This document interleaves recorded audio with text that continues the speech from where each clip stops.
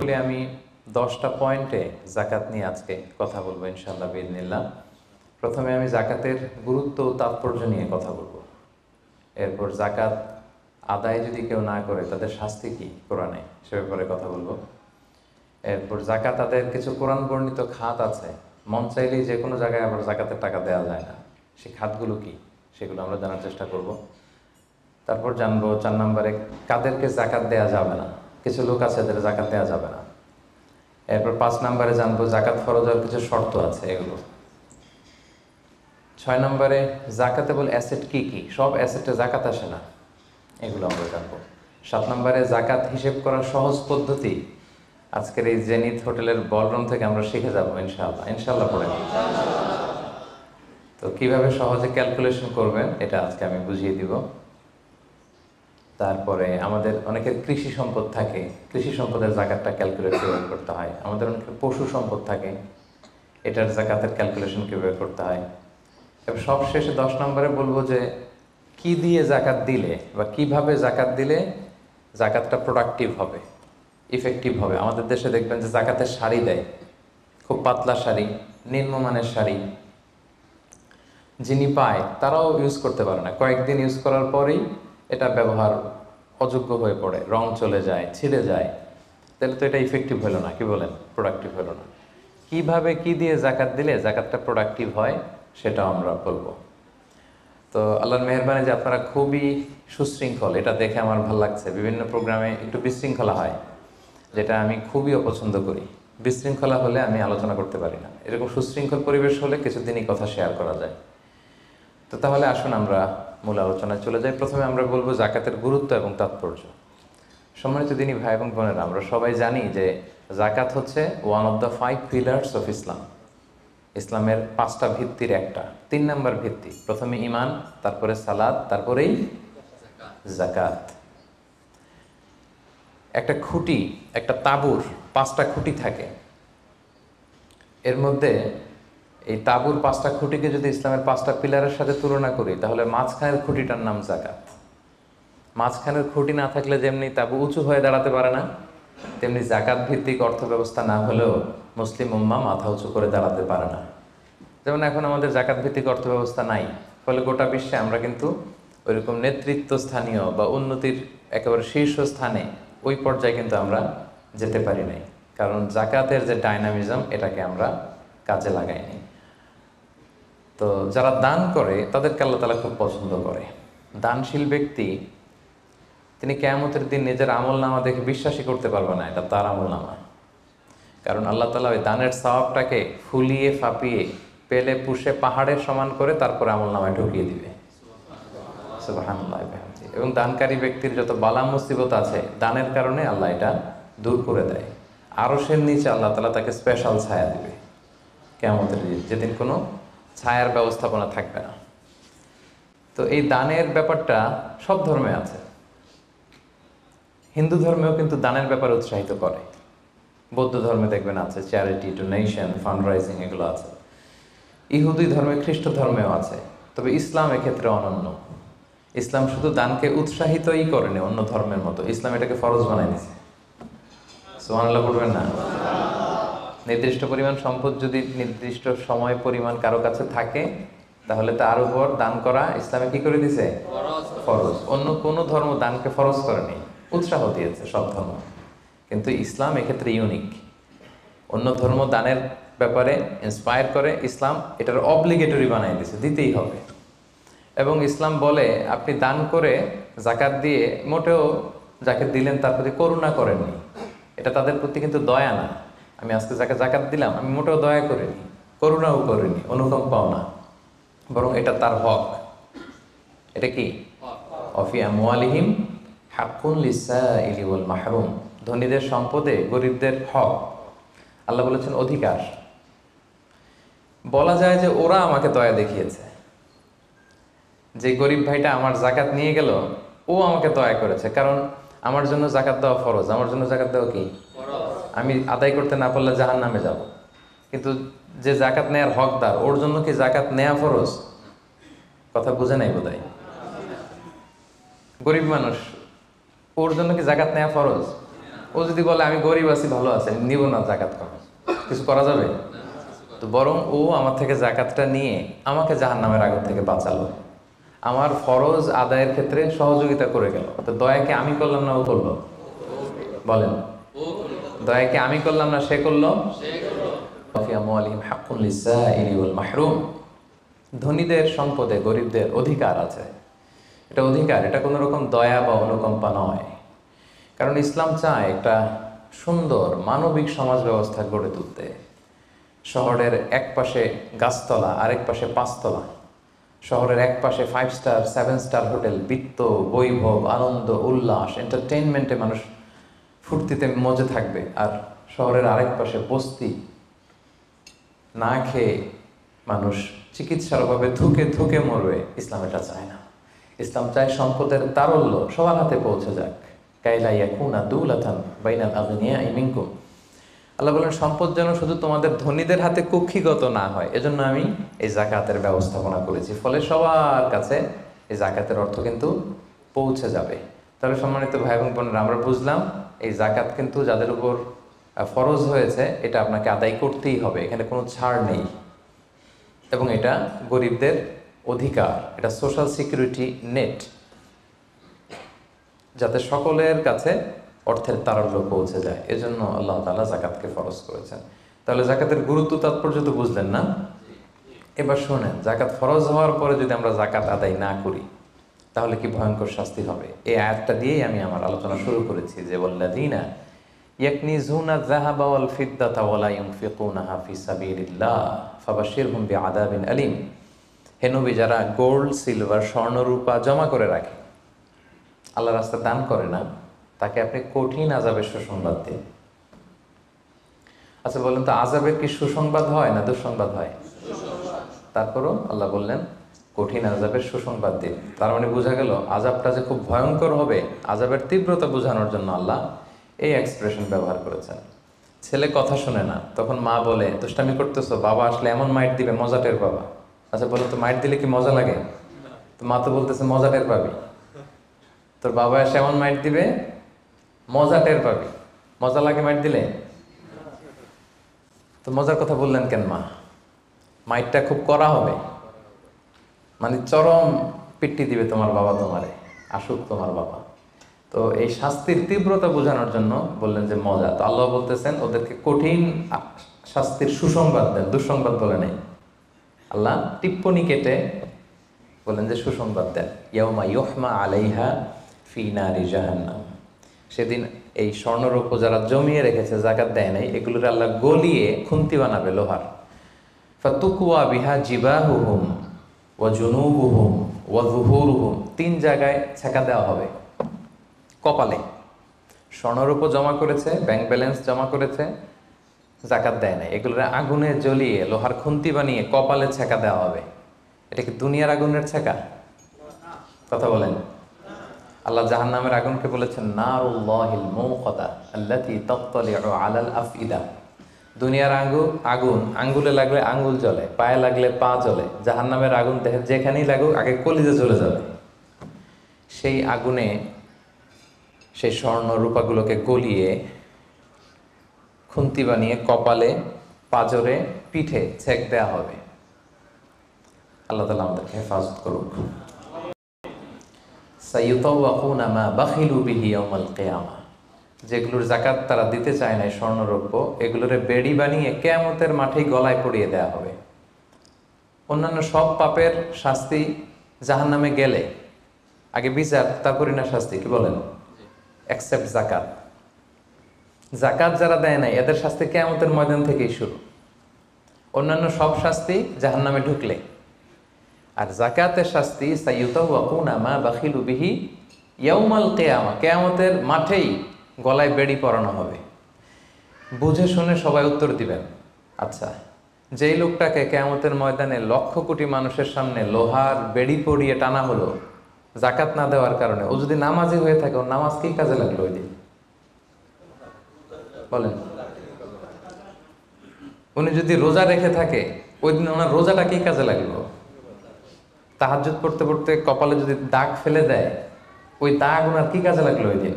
কোটি মানুষের সামনে গলায় বেরিয়ে পড়ে যদি আমাকে হ্যাচকা টান দেয় জাকাত না দেওয়ার কারণে, তো আমার নামাজ কি কাজে লাগলো বলেন তো?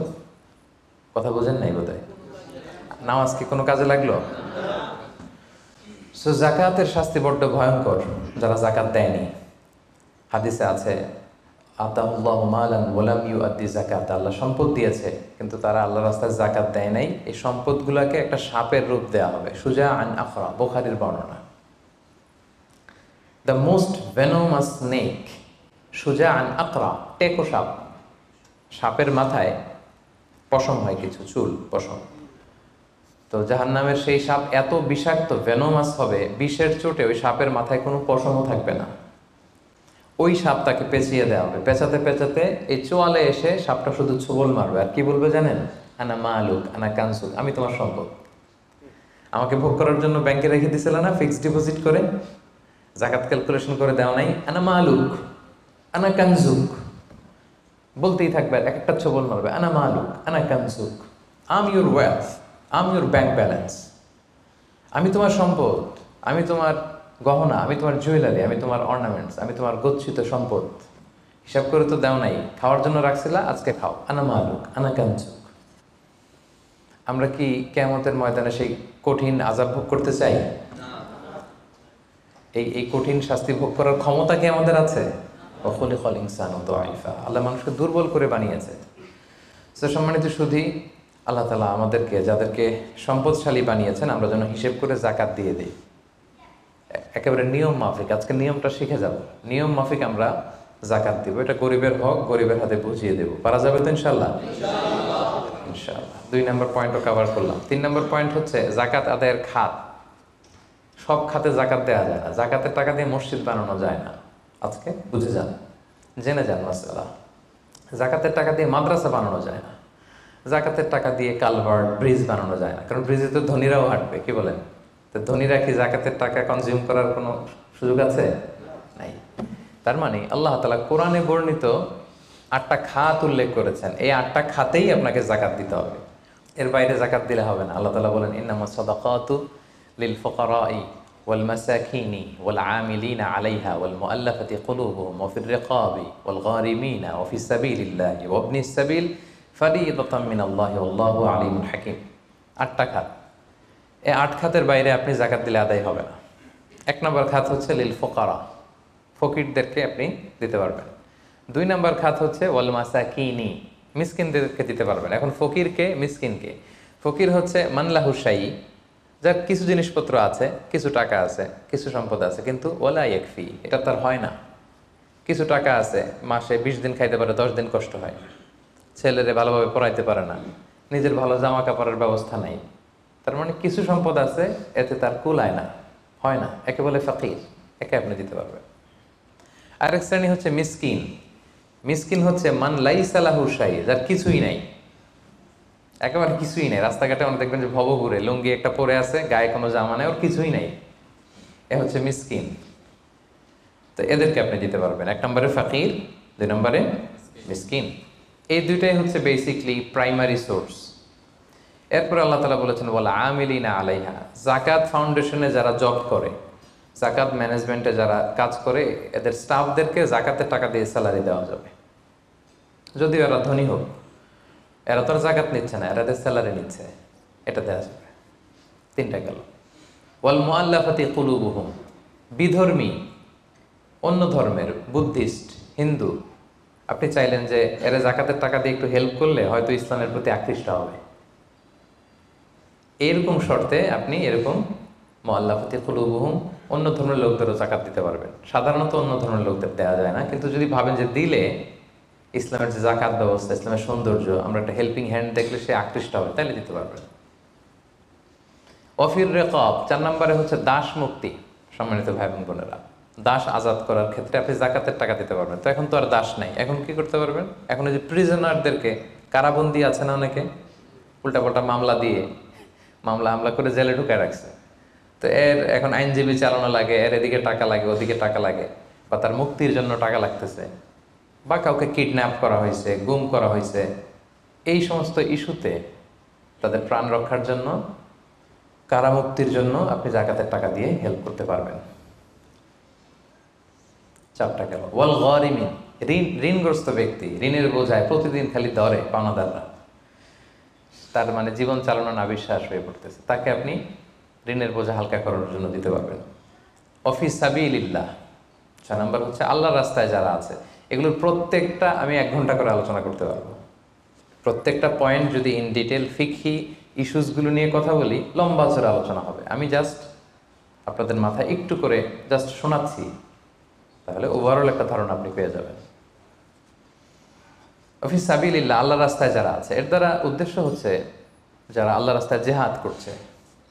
ফিলিস্তিনে আমার ভাইরা জেহাদ করছে, কাশ্মীরে জেহাদ করছে, সশস্ত্র সংগ্রামে তাদের যে যুদ্ধাস্ত্র যা যা প্রয়োজন, এই ক্ষেত্রে আপনি দিতে পারবেন।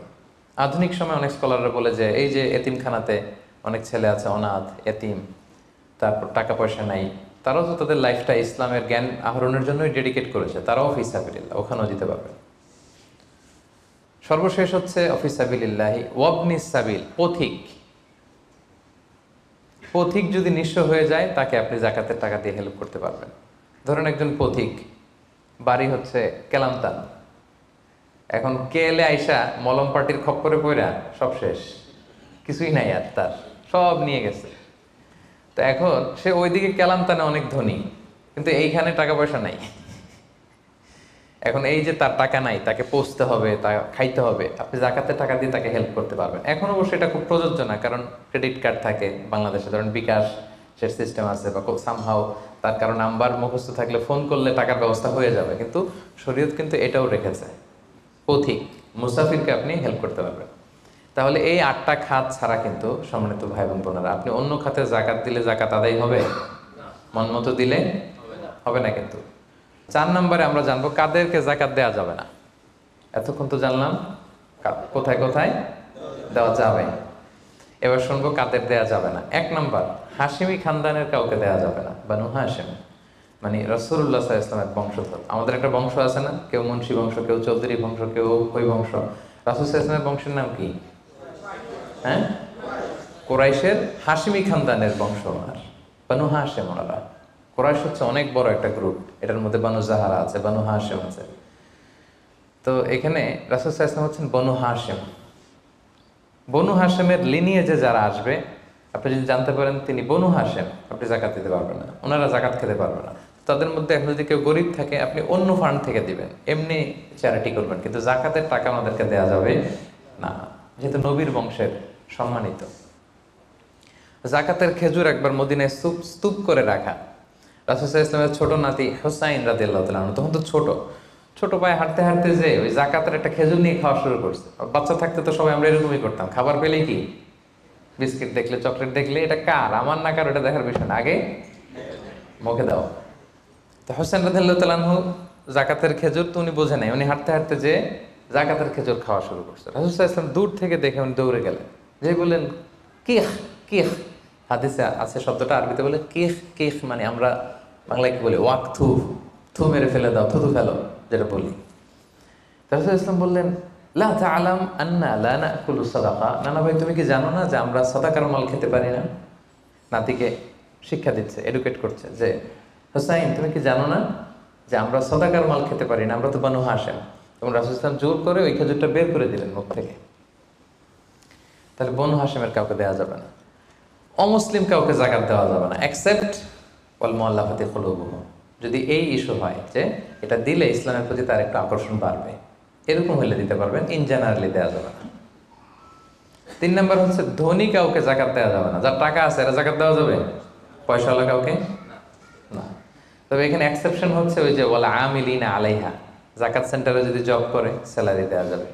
পথিক হয়ে যদি নিঃস্ব হয়ে যায়, আসলে ধনী তো রাস্তায় টাকা পয়সা হারাই ফেলছে, তাকে দেওয়া যাবে। আল্লাহ রাস্তায় জেহাদ করতেছে, ধনী, কিন্তু জেহাদের সামগ্রীর মধ্যে যদি জাকাতের সম্পদের কিছু থাকে, ওইটাও ইউজ করতে পারবে। 4 নাম্বার, ঔরসজাত সম্পর্কের কাউরে জাকাত দেওয়া যায় না। হ্যাঁ, আপনার বাবা, আপনার মা, আপনার নানা নানি, দাদা দাদি, যত উপরে যাক, এদেরকে আপনি জাকাত দিতে পারবেন না। আপনার নিচের যারা, আপনার ছেলে মেয়ে, আপনার নাতি নাতনি, এদের ছেলে মেয়ে ছেলে মেয়ে ছেলে মেয়ে যত যাবে, যত নিচে যাক, জাকাত দিতে পারবেন না। গেল। 5 নাম্বার হচ্ছে স্বামী তার স্ত্রীকে জাকাত দিতে পারবে না।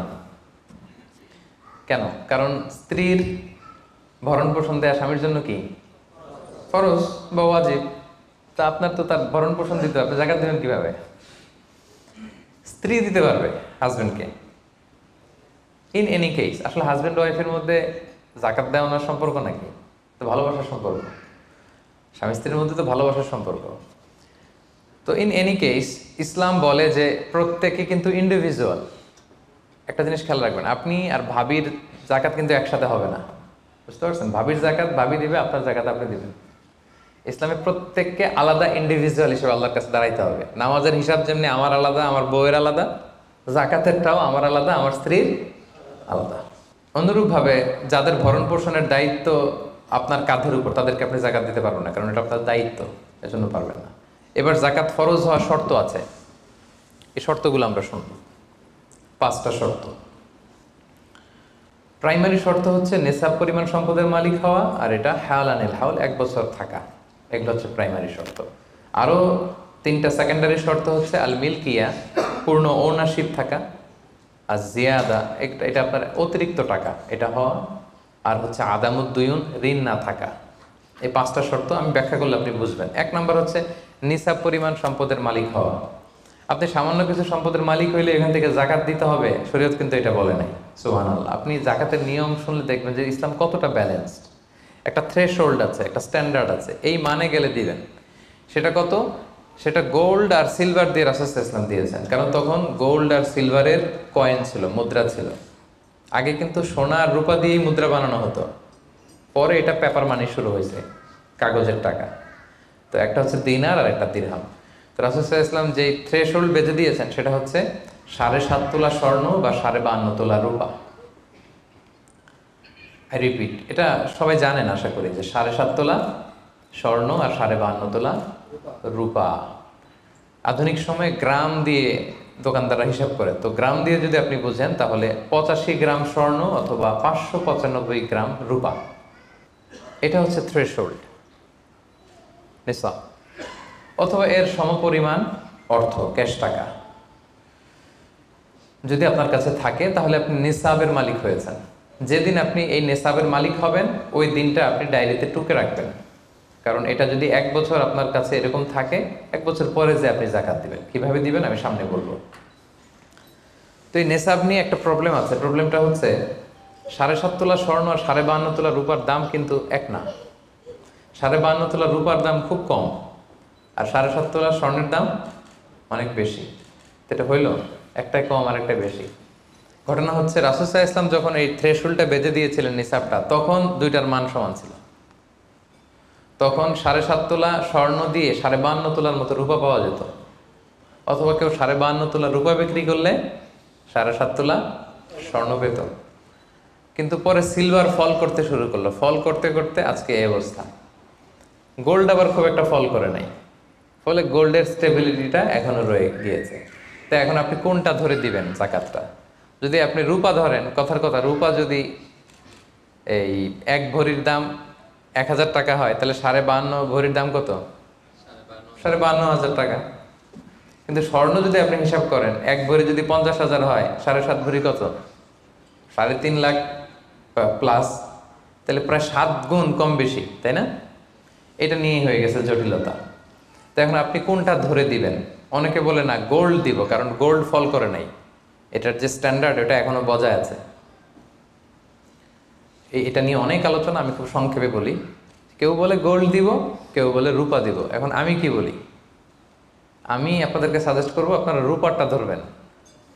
রূপারটা ধরলে কি লাভ হবে জানেন? 2 দিকেই লাভ, আপনারও লাভ, যিনি নিবে আরও লাভ। রূপারটা ধরলে বেশি সংখ্যক লোক জাকাত দান করতে হবে, তাই না? আর বেশি সংখ্যক গরিব লোকও টাকা পাবে, কি বলেন? তো 2 পক্ষে লাভ হইল না? এখন প্রশ্ন করতে পারেন, হুজুর ও পাইছে ওর লাভ, আমার লাভ কি? আপনার তো সবচেয়ে বড় লাভ, আপনি সওয়াব পাবেন আখিরাতে। এটা আমাদের বেশি দরকার না? কি বলেন? যিনি গ্রহীতা উনি পেয়ে লাভ, তার লাভ হইল, আর যিনি দাতা তিনি সওয়াব পেয়ে লাভবান হইলেন, তিনি সম্মানিত জাকাত দাতা হইলেন। অল্প আসুক না, ধরেন আপনার 1000 টাকা জাকাত আসছে, তা আপনি যদি 1000 টাকা জাকাত দেন, এটা আপনার হৃদয়ে একটা প্রশান্তির কারণ হবে না যে আমি সম্মানিত জাকাত দাতা, আলহামদুলিল্লাহ, আই এম এ জাকাত পেয়ার। এবং এত বড় একটা ফরজ ইবাদতের লিস্টে যে আপনি ঢুকতে পারছেন এটাও তো কম কিসে, কি বলেন? এজন্য স্বর্ণেরটা না ধরে রূপারটা ধরবেন। আপনাদের যে টাকা পয়সা, আপনাদের তো হীরা দিয়ে করা দরকার আপনাদের নেশা। এনিওয়ে, তো এজন্য আপনারা রূপারটা ধরবেন, তাহলে লোকজন উপকৃত হবে বেশি, সম্মানিত ভাই বোন বোনেরা। তাহলে 5টা শর্তের প্রথমটা তো বুঝে গেছেন, নেশাব, কি বলেন? নেশাব বুঝে গেছেন না? 2 নম্বর শর্ত হচ্ছে শুধু এই নেশাব পরিমাণ সম্পদের মালিক হইলেই হবে না ভাইয়েরা, এটাকে হাল আনিল হাউল বলে, মানে 1 বছর আপনার কাছে থাকতে হবে। দেখেন ইসলাম কতটা ভারসাম্যপূর্ণ। কিছু টাকা আপনার কাছে থাকলে এই জাকাত দাও না, এটা 1 বছর থাকতে হবে। যদি দেখা যায় যে আপনার সব খরচ শেষে 1 বছর এই টাকাটা আপনার কাছে অলস পড়ে আছে, তাহলে বোঝা গেল যে আপনি সম্পদশালী এবং আপনার অর্থের একটা স্টেবিলিটি আছে, কি বলেন? তাহলে আপনি নেশাব পরিমাণ সম্পদের মালিক হলেন, এবং 1 বছর যদি থাকে, 1 বছর শেষে আপনি জাকাত দিবেন। এই বছরটা কিন্তু সৌর বছর না, সোলার ইয়ারে হিসাব করলে হবে না, এটা লুনার ইয়ারে, চান্দ্র বৎসরে। খেয়াল রাখতে হবে, সৌর বছর জানুয়ারি ফেব্রুয়ারি মাসের যে হিসাবটা, এটা 365 দিনে 1 বছর। কিন্তু যেটা লুনার ইয়ার, চন্দ্র বছর, এটা কতদিন 1 বছর কে জানে? কেউ জানেন না? 300 হ্যাঁ 354 দিন, রাইট। 354 দিন, সামান্য কিছু সময়। তো 11 দিনের কিন্তু এখানে ডিফারেন্স আছে, 11 দিনের ডিফারেন্স আছে। তো আপনি হিসেব করবেন হচ্ছে চান্দ্র বছর অনুযায়ী, সৌর বছর অনুযায়ী না। তো সৌর বছর অনুযায়ী যদি করেন, তাহলে আপনার জাকাত কিন্তু 2.5% থাকবে না। চান্দ্র বছর অনুযায়ী আপনার 2.5%, সৌর বছর করলে ওইটা 2.58% হয়ে যাবে। একটু বাড়বে না? কারণ কতদিন বেশি? 11 দিন বেশি, পার্সেন্টেজও বেড়ে যাবে। তখন কিন্তু জাকাত আপনার 2.5% থাকবে না, 2.58%। বলার আগেই বুঝে যায়, কারণ সব ব্যবসায়ী সারাদিন ক্যালকুলেটর নিয়ে কোত্থেকে শিপমেন্ট হইলো, কত মিলিয়ন গেল, কত মিলিয়ন ঢুকলো, সব মুখস্থ, যেন বলার আগে বুঝে ফেলতেছে চটচট করে, মাশাআল্লাহ। তো তখন আর 2.5% হচ্ছে না, 2.58% হচ্ছে। তাহলে সম্মানিত ভাইরা, আপনি ধরেন, উদাহরণস্বরূপ ধরেন যে আপনি গত রমজানের 20 তারিখে সর্বপ্রথম নিসাব পরিমাণ সম্পদের মালিক হয়েছিলেন।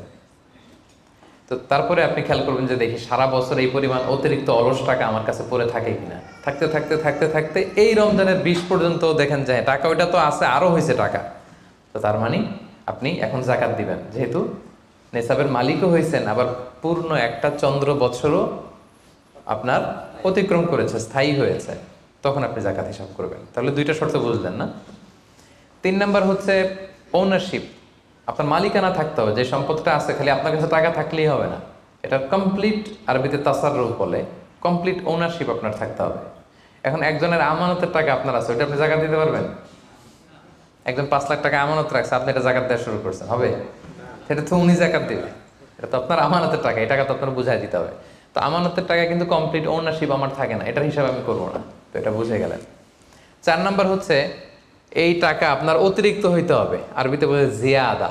দেখেন ইসলাম কত সুন্দর। ইসলাম বলে আপনার নিজের পার্সোনাল এক্সপেন্সিস, আপনার লিভিং কস্ট, আপনার সব ধরনের অ্যাকোমোডেশন, আপনার ট্রান্সপোর্টেশন এক্সপেন্সিস, আপনার মেডিকেল এক্সপেন্সিস, আপনার বাচ্চার স্কুলিং, আপনার ইয়ারলি ট্রিপ যদি থাকে, এন্টারটেনমেন্ট, ধরেন বছরে আপনি একবার ফ্যামিলি আউটিং করেন, এই খরচটা, যত খরচ আপনার হতে পারে, এই সব খরচ শেষেও কিছু টাকা আপনার থেকে যায়, ইসলাম বলে ওইটার উপরে জাকাত দিবে। সুবহানাল্লাহ।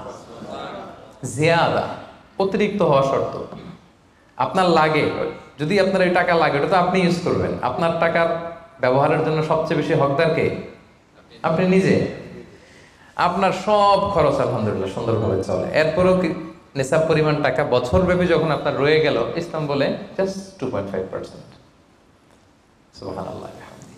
তাহলে অতিরিক্ত হইতে হবে। সর্বশেষ শর্ত, 5টা শর্তের সর্বশেষ শর্ত হচ্ছে ঋণ থাকতে পারবে না। ঋণ থাকলে ওইটা জাকাত থেকে বাদ যাবে। ধরেন আপনার আছে 5 লক্ষ, কিন্তু আবার ঋণও আছে 5 লক্ষ, কথার কথা। তো এটা তো আপনি আগে ঋণ দিবেন, আপনার জাকাত দিতে পারবেন না, এই কথাটা কি বুঝতে পারছেন? আচ্ছা, ঋণ ভাই 3 ধরনের। কয় ধরনের? 3 ধরনের। একটা হচ্ছে আপনার একবারে পরিশোধ করতে হবে, এরকম ঋণ থাকে না, যে আমি মুরাদ ভাইয়ের কাছ থেকে 1 লক্ষ টাকা নিলাম, আজকে আমার জাকাতের হিসাব করার ডেট, তো 1-2 মাসের মধ্যে টাকাটা দিতে হবে। তো তখন এই যে 1,00,000 টাকা উনি পাবে, এই টাকাটা আমি বাদ দিব আমার অন্যান্য অ্যাসেট থেকে। বাদ দিয়ে যদি দেখি যে না, তারপরেও জাকাত হয় দিব, আর না হলে দিব না।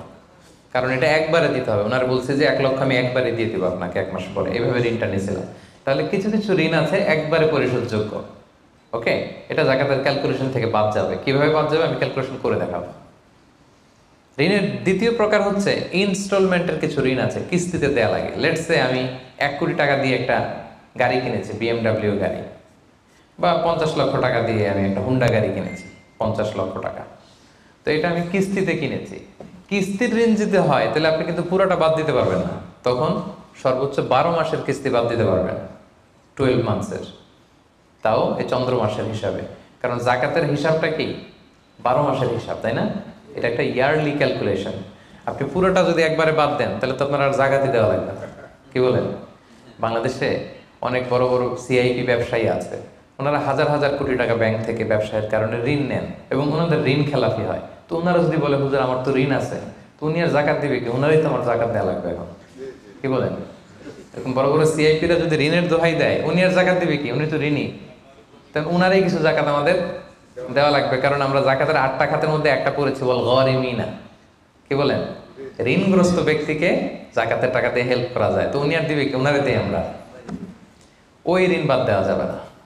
ইনস্টলমেন্টের ঋণ হইলে 12 মাসের, আর ওইরকম ঋণ খেলাপি 1000 কোটি টাকা, এগুলো বাদ দেওয়া যাবে না। 3 নাম্বার ঋণ হচ্ছে লাক্সারি পণ্য কিনতে যে ঋণ হয়, এই ঋণ জাকাত থেকে বাদ দেওয়া যাবে না। বিলাসিতামূলক কিছু যদি আপনি কিনেন, আপনি একটা লাম্বরগিনি কিনলেন 10 কোটি টাকা দিয়ে, এটা আপনি জাকাত থেকে বাদ দিতে পারবেন? পারবেন না। তাহলে লাক্সারি আইটেমের যে ঋণ, এটা বাদ দেওয়া যায় না। তাহলে ঋণের ব্যাপারটা পুরোপুরি বুঝে গেছেন না? এই 5টা শর্ত যদি থাকে আপনার মধ্যে পাওয়া যায়, অর্থাৎ আল্লাহ তালা আপনাকে একটা নিসাব পরিমাণ সম্পদের মালিক বানিয়েছেন, এটা আল্লাহ তালা পুরো 1 বছর আপনার এই পরিমাণ টাকা আপনার মধ্যে স্টেবল ছিল, এবং এটার পূর্ণ ওনারশিপ আপনার আছে, এবং এটা আপনার সব খরচের অতিরিক্ত, এবং সবশেষে এটা আপনার ঋণের বাইরে। ওই সম্পদ থেকে আল্লাহ তালা আপনাকে জাকাত দিতে বলেছেন। তাহলে জাকাতের শর্ত সবার ক্লিয়ার? এবার হচ্ছে জাকাত যোগ্য সম্পদ কি কি? জাকাতেবল অ্যাসেট, সব সম্পদে জাকাত হয় না। এই পয়েন্টটা খুব গুরুত্বপূর্ণ, আপনাদেরকে মনোযোগ দিয়ে শুনতে হবে। আপনারা মনোযোগ দিয়ে শুনতেছেন তো? আপনি ধরেন ওই যে উদাহরণ দিয়েছিলাম, গত রমজানের 20 তারিখে নেশাব পরিমাণ সম্পদের মালিক হয়েছেন, দেখলেন সারা বছর আছে এই টাকাটা। তো এই 20 রমজানে তো আপনি এখন হিসাব করবেন, তাই না? তো হিসাবে আপনি কি কি ধরবেন? সব সম্পদে জাকাত নাই। আপনার বাসার যে ফার্নিচার, এটা হিসাব করা লাগবে না। আপনার যে ফ্রিজ, আপনার যে এয়ারকন, আপনার যে থাকার যে ফ্ল্যাটটা, আপনার যে বাংলো বাড়ি, এগুলোতে কোনো জাকাত নাই। আপনার চলার জন্য যে গাড়িটা লাগে, এগুলোতে কোনো জাকাত নাই। আপনার নিজের জন্য যে ল্যাপটপ, মোবাইল, যত কিছু আছে, গ্যাজেট বলেন, এগুলোতে কোনো জাকাত নাই। তাহলে কি কিসে জাকাত আছে? জাকাতেবল অ্যাসেট কি, জাকাতযোগ্য সম্পদ কি, সেটা আমরা শুনি। 1 নাম্বার হচ্ছে সোনা রূপা, gold and silver in its any form, যে কোনো ফর্মে, যে কোনো ফর্মে। এটা জুয়েলারি হোক, অর্নামেন্টস হোক, এটা বার হোক, বিস্কিট হোক। অনেকে গোল্ডের বার কিনে না, দেখবেন 999-এর ফাইনেস্ট গোল্ড, একেবারে খাপটাত নাই, 24 ক্যারেটের গোল্ড, 999 লেখা থাকবে ওটার উপরে চকচকে, আপনার গোল্ডের বার, গোল্ডের বিস্কিট। অনেকে শখ করে গোল্ডের প্লেট, টেট, তৈজসপত্র এগুলো কিনে। হ্যাঁ, স্বর্ণের ঘড়ি অনেকে কিনে। পুরুষের জন্য কিন্তু স্বর্ণের ঘড়ি, আংটি কোনোটাই পরা বৈধ না। কিন্তু যদি কেউ কিনে, স্বর্ণের কলম আছে, শখ করে কিনে অনেকে, টাকা রাখার জায়গা পায় না, তো ভাবে যে একটা কলম কিনে ফেলি স্বর্ণের, তারপর স্বর্ণের ঘড়ি, স্বর্ণের এই সেই। তো এরকম জুয়েলারি বলেন, তৈজসপত্র বলেন, যা যা আছে আপনার সব হিসাব করতে হবে in its any form. Gold and silver, এটা জাকাতেবল অ্যাসেট। বোনেরা অনেক সময় প্রশ্ন করে যে যেই গহনা আমি পরি, এটারও কি জাকাত দিতে হবে? ইখতিলাফ পূর্ণ মাসালা, বিশুদ্ধ মত হচ্ছে দিতে হবে। 3 মাযহাব বলছে দেয়া লাগবে না, ইমাম আবু হানিফা বলছে দেয়া লাগবে, এবং আবু হানিফা রাহিমাহুল্লাহর কথাটাই ভ্যালিড, বেশি যুক্ত। সুনানে আবু দাউদের হাদিস, আম্মা জান আয়েশা রাদিয়াল্লাহু তাআলা আনহা স্বর্ণের বা রূপার একটা আংটি পরে আছেন, রাসূল সাল্লাল্লাহু আলাইহি ওয়াসাল্লাম বলেন জাকাত দিছো? আম্মা জান বলেন না, এটা পড়ছি যাতে আপনার সামনে আমি আমার সৌন্দর্য বাড়াতে পারি। রাসূল সাল্লাল্লাহু আলাইহি ওয়াসাল্লাম বললেন হাসবুকি মিনান নার, জাহান্নামে ঢুকাতে এটাই যথেষ্ট। সাথে সাথে জাকাত দিয়ে দিলেন আম্মা জান আয়েশা। তো আম্মা জান আয়েশা তো এটা পরিহিতা ছিলেন, কি বলেন। আরেক নারী আসলেন তার মেয়েকে নিয়ে, হাতে 2টা স্বর্ণের চুড়ি। রাসূল বলেন জাকাত দিছো? দেই নাই। বলতেছে তুমি কি পছন্দ করো যে এই 2টা চুরির পরিবর্তে আগুনের 2টা চুরি জাহান্নামে পরানো হবে? ওই মহিলা ভয়ে তাড়াতাড়ি খুলে দিচ্ছে, ইয়া রাসূলুল্লাহ নেন, পুরোটাই দিয়ে দিলাম। তো এই হাতের বালাও কিন্তু ওই মেয়ে হাতে পড়া ছিল, তাই না? এতে করে বোঝা যায় যেই জুয়েলারি আমার বোনেরা আপনারা ইউজ করেন সেটারও জাকাত দিতে হবে, সেটারও জাকাত দিতে হবে। আপনার সিন্ধুকে থাক, গলায় থাক, আপনি সব কাউন্ট করে জাকাত দিবেন। তবে আপনি বিক্রয় মূল্য হিসাব করবেন, কারণ আপনি 1 লক্ষ টাকা দিয়ে একটা নেকলেস কিনছেন, বেচতে গেলে কি 1 লক্ষ পাবেন? কথা বোঝেন নাই? পাবেন? এটার সাথে খাদ আছে, এটার মেকিং চার্জ আছে, জুয়েলারি দোকানেরও একটা মেকিং চার্জ রাখে। তো আপনি যখন আপনার নেকলেসটা বিক্রি করতে যাবেন, ওরা 20% কাট করে দিবে।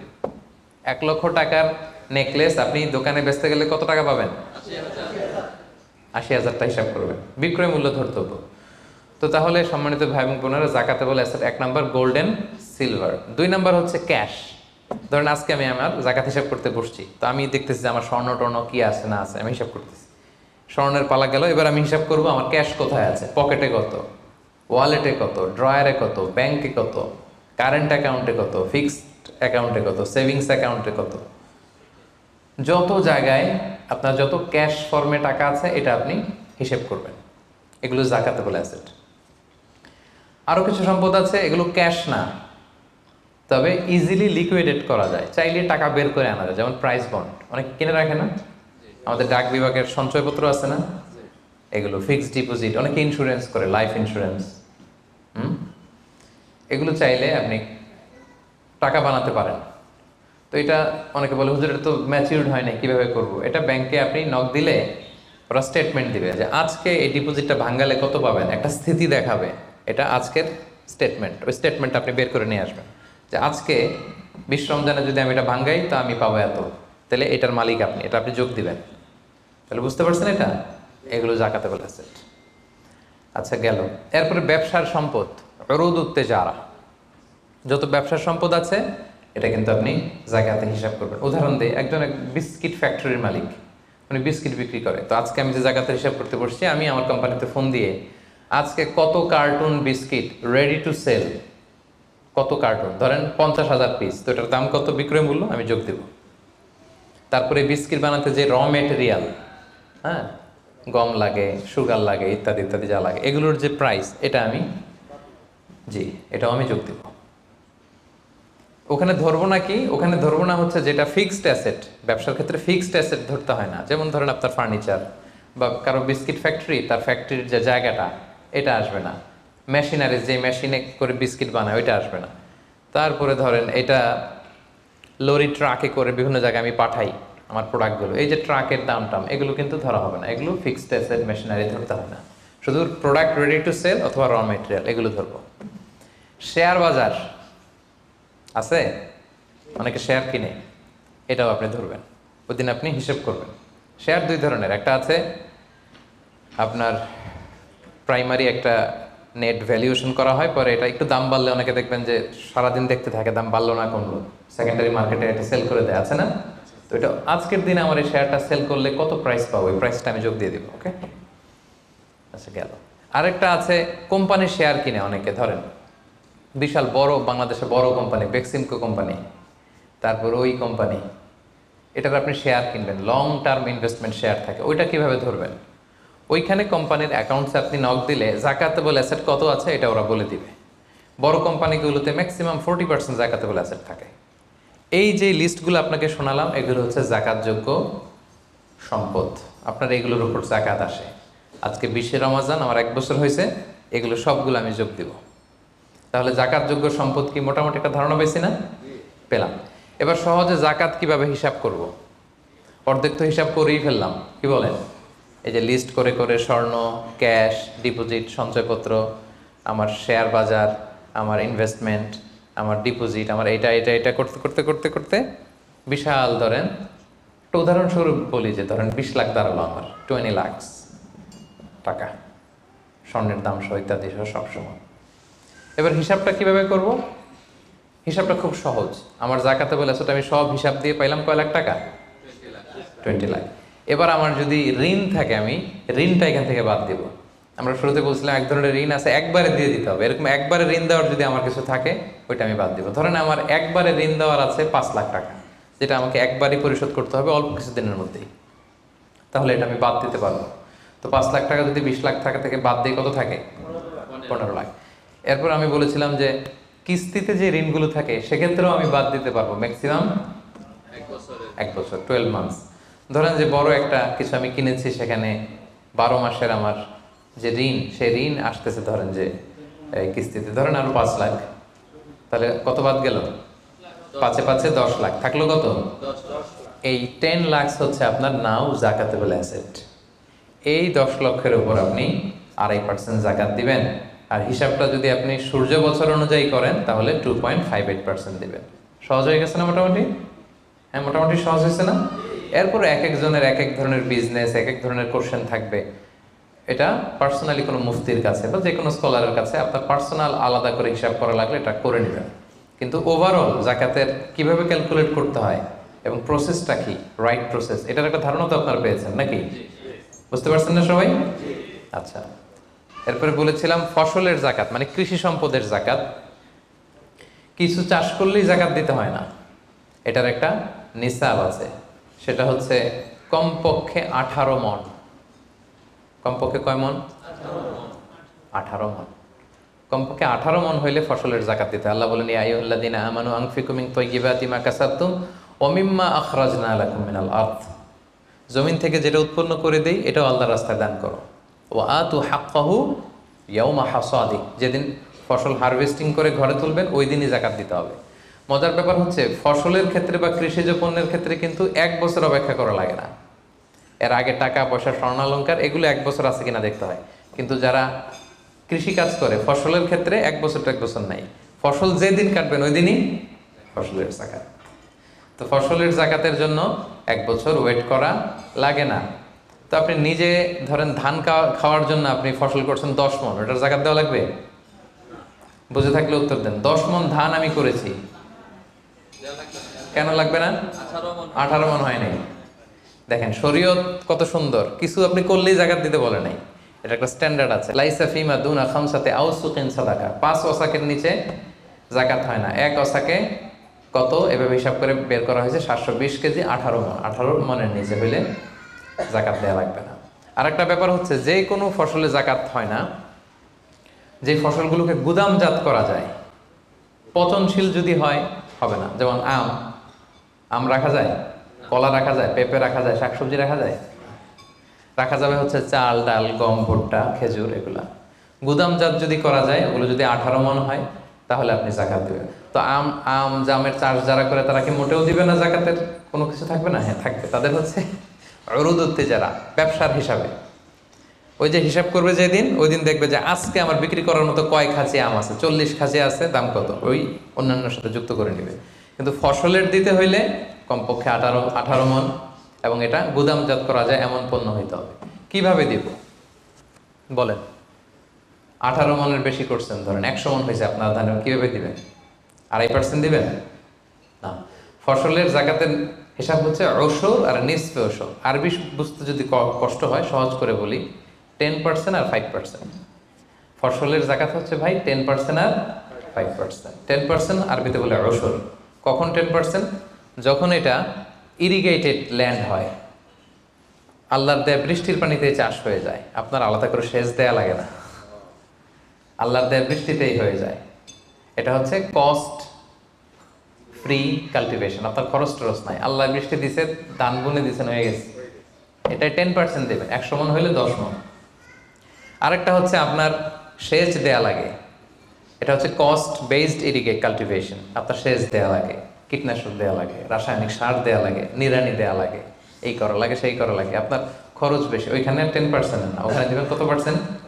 5%। 100 মণ ধানে কয় মণ দেখছেন? তার মানে the more you cost the less you pay, the less you cost the more you pay. সুবহানাল্লাহ। এখন যদি বলেন হুজুর আমার তো কিছু বৃষ্টির পানিতেও হয়, আবার আমিও কিছু পানি দিই, এখন কি করবেন বলেন দেখি, কে বলতে পারে? 7.5% দিবেন? এই তো ব্যবসায়ী হইলে কি সুবিধা। তখন আপনি মাঝামাঝি দিবেন, যেহেতু বৃষ্টির পানির ফ্যাসিলিটিও আপনি পেয়েছেন, আপনারও পানি শেষ লাগছে, দুইটা যেহেতু, তাহলে 5 আর 10 এর মাঝামাঝি কত? 7.5। তো আপনি তখন 7.5% দিবেন। এটা হচ্ছে বিশাল আলোচনারে এক নির্যাস আমি আপনাদেরকে শোনালাম। চলে গেল কৃষি সম্পদ। এবার পশু সম্পদের জাকাত কিভাবে দিবেন? পশু সম্পদের যে লিস্ট, এটা আমাদের জন্য অ্যাপ্লিকেবল না। 40টা ছাগল হলে একটা ছাগল বছর শেষে, 30টা গরু হলে বছর শেষে, 5টা উট হলে, এটা আমাদের জন্য অ্যাপ্লিকেবল না। কারণ পশু সম্পদের জাকাত যদি দিতে হয়, শর্ত হচ্ছে এটা সাএমা হইতে হবে। সাএমা মানে পশুগুলা বনে বাদারে যে ঘাস লতা পাতা নিজেই খেয়ে আসে, এটার কোনো খাওয়ানো টাওয়ানো লাগে না। কিন্তু আমাদের যে পোলট্রি শিল্প, আমাদের যে গরুর ফার্ম, এটাতে ফ্যানের নিচে রাখতে হয়। অস্ট্রেলিয়ান গাভী যারা পালে দেখবেন উপরে ফ্যান, যে দারোয়ান ওর ফ্যান নাই, কিন্তু গরুর উপরে ফ্যান। কারণ এই বাতাস না খেলে ওটা বাঁচবে না, ওইটারে ইঞ্জেকশন দিতে হয়, ওইটারে এই দিতে হয়, ওইটারে ভুসি খাওয়াও, ওইটারে এই খাওয়াও। তো এই পোলট্রি শিল্প, হ্যাচারি শিল্প, দুধের বিজনেস যারা করে, তাদের আসলে রাসূল সাল্লাল্লাহু আলাইহি ওয়াসাল্লাম যে পশু সম্পদের জাকাতের যে লিস্ট বলেছেন, ওইটার আওতাভুক্ত হবে না। তো তারা কি কোনো জাকাত দিবে না? দিবে। ওই যে অরুদত্তি যারা ব্যবসায়ের পণ্য হিসেবে, আমি দুধ বিক্রি করি, সো আজকে যখন আমি হিসাব করব, আমি দেখবো যে আমার কত লিটার রেডি টু সেল, জানলাম যে 300 কেজি আজকে আমার দুধ আসলে বিক্রি হবে, এটার দাম কত, এটা আমি যোগ দিয়ে দিব। জাকাতে বলে অ্যাসেট যত আছে এগুলোর সাথে যোগ দিয়ে হিসাব করবো। বুঝতে পারছেন? সহজ হয়ে গেল না? 10টা পয়েন্টের 9টাই শেষ। সর্বশেষ পয়েন্ট আমাদের ছিল যে কিভাবে জাকাত দিলে বেশি প্রোডাক্টিভ হবে। আমরা শুরুতে বলেছি জাকাতে শাড়ি বলে ইসলামে শাড়ি নেই, জাকাতে লুঙ্গি বলে লুঙ্গি নেই, এগুলো দিলে জাকাত যথাযথভাবে আসলে আদায় হয় না। তো জাকাতটা আমরা প্রোডাক্টিভ ওয়েতে দিব।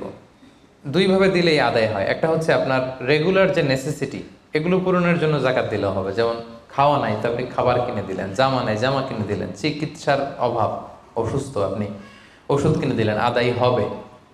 কিন্তু একটা দারিদ্র বিমোচন হবে না? হবে। আজকে আপনি কিছু খাবার দিলেন, ও খেয়ে কালকে আবার ওদিকে জাকাতের লাইন, ওদিকে যে দাঁড়াবে, কি বলেন? এরপরের দিন শুনবে যে ওইখানে নাকি শাড়ি দিবে, ওইখানে যাবে।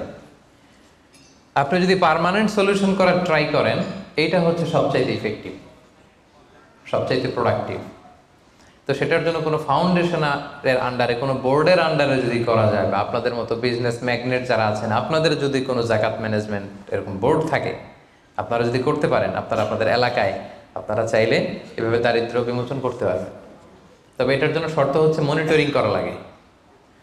ধরেন আপনি একজন মহিলা সেলাই করতে জানে, তাকে সেলাই মেশিন কিনে দিলেন। একজন গরু পালতে চায়, গরু কিনে দিলেন।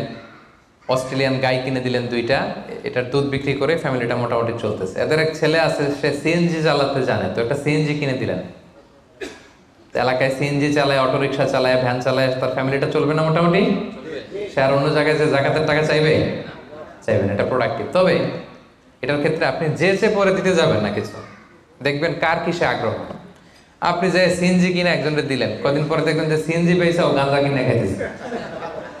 এরকম আছে? আপনি একটা কিনে দিচ্ছেন, ওইটাতে তার আগ্রহ নাই, ওইটা দিবেন না। একজন এসে বললো যে আমি আমার ছেলে ভ্যান চালাই, 4 বছর আগের পুরান এক ভ্যান, ভ্যানটা নষ্ট হয়ে গেছে, একটা ভালো ভ্যান হইলে আমাদের ফ্যামিলিটা চলতো। দেখলেন যে সে ভ্যান চালায়, ভ্যান চালানোর যোগ্যতা আছে, এরা এটা দিলে কাজ হবে, এরা 2টা ভ্যান কিনে দেন। একজন সিএনজি চালায়, সিএনজি নষ্ট হয়ে গেছে, তারে কিনে দেন। গরু পালার অভ্যাস আছে, নিতে চায়, স্বাবলম্বী হতে চায়, তাকে দেন। একজন এসে বললো যে আমার ছেলেটারে আমি বিদেশ পাঠাইতে চাই, ও যদি বিদেশে যায় আমার ফ্যামিলিটা সচ্ছল হবে, 5 লক্ষ টাকা লাগবে ওরে পাঠাতে। আমরা গরিব মানুষ 2 লাখ জোগাড় করছি, আর 3 লাখের জন্য পাঠাইতে পারতেছি না। চমৎকার, যদি দেশের বাইরে পাঠানো যায়। আপনি ওখানে 3 লাখ টাকা দিয়ে ছেলেটারে বিদেশে পাঠাই দিলেন, ওর প্রবাসী হিসেবে ও যে টাকা পাঠাবে, ওর পাঠানো টাকায় ওর ফ্যামিলিটা সচ্ছল হয়ে গেল। ঠিক না? এইভাবে যাকে যেটা দিলে, এটা আপনি বুঝবেন, যার ক্ষেত্রে যেটা অ্যাপ্লিকেবল, তাকে যদি আপনি ওইভাবে জাকাতের টাকাটা দেন, ওটা বেশি প্রোডাক্টিভ হবে, ওটা বেশি ইফেক্টিভ হবে। এইভাবে প্ল্যান করে করে যদি আপনারা আপনাদের জাকাতের টাকাগুলো যারা হকদার তাদের হাতে তুলে দিতে পারেন, একে তো সে স্বাবলম্বী হবে, দারিদ্র্য বিমোচন হবে, এবং সমাজ থেকে আমাদের দারিদ্রতা উঠে যাবে। দারিদ্রতা খুব খারাপ জিনিস। রাসূল সাল্লাল্লাহু আলাইহি ওয়াসাল্লাম এই দারিদ্রতা থেকে পানাহ চাইতেন। রাসূল সাল্লাল্লাহু আলাইহি ওয়াসাল্লাম সবসময় পড়তেন, আল্লাহুম্মা ইন্নী আউযু বিকা মিনাল ফাকরি ওয়াল কিল্লাতি ওয়ায যিল্লা, মানে হে আল্লাহ, আমি দারিদ্রতা, আমি কমতি আর আমি জিল্লতি থেকে পানাহ চাই। রাসূল সাল্লাল্লাহু আলাইহি ওয়াসাল্লাম সবসময় দারিদ্রতা থেকে পানাহ চাইতেন। সো এই দারিদ্রতা বিমোচনের জন্য জাকাতের যে ডায়নামিজম, এটা আমাদেরকে প্রপার ওয়েতে কাজে লাগাতে হবে। আর আশা করি যে 10টি পয়েন্টে আপনাদের সাথে জাকাত ম্যানেজমেন্টের উপর আলোচনা করেছি। সবাই বুঝতে পারছেন না পয়েন্টগুলো? ওভারঅল কিভাবে জাকাত প্রসেসটা হয়, জাকাত দিতে হয়, একটা ধারণা হয়েছে না? আল্লাহ তাআলা আমাদের সবাইকে কথাগুলো বোঝার ও আমল করার তৌফিক দান করুন। আল্লাহ তাআলা তার মেহেরবানিতে আমাদের যাদেরকে সম্পদশালী বানিয়েছেন, আমরা যেন জাকাত দিয়ে ধন্য হতে পারি, আল্লাহ তৌফিক দান করুন। আমরা যেন এই জাকাতের মাধ্যমে দারিদ্রতা বিমোচন করতে পারি, অভাগা সুবিধা বঞ্চিত মানুষের মুখে যেন আমরা হাসি ফোটাতে পারি, আল্লাহ তাআলা তৌফিক দান করুন। আমি আপনাদের সবাইকে আন্তরিক শুভেচ্ছা, শুকরিয়া এবং অভিনন্দন জানিয়ে এখানেই আজকের প্রোগ্রাম শেষ করছি। হাদা মা ইনদি।